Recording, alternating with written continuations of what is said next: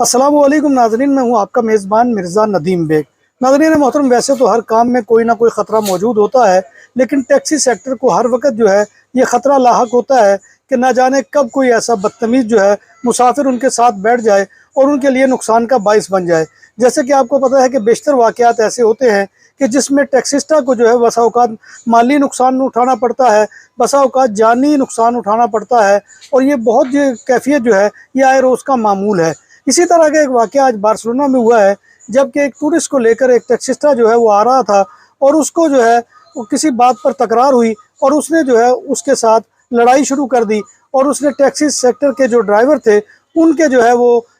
छाती के अंदर जो है वो बहुत ज़ोरदार मुक्के मारे, जिससे उनके जो है वो कई पसलियाँ टूट गई हैं इत्तलात के मुताबिक, और ये कि उनके फेफड़ों को भी नुकसान पहुंचा है। वो पुलिस ने बहुत ही जो है तेज़ रफ्तारी दिखाई और उस टूरिस्ट को जो है अशंपला के एक हॉस्टल से गिरफ्तार कर लिया है, जिसकी उम्र 22 साल बताई जाती है और वो अमरीकी शहरियत का हामिल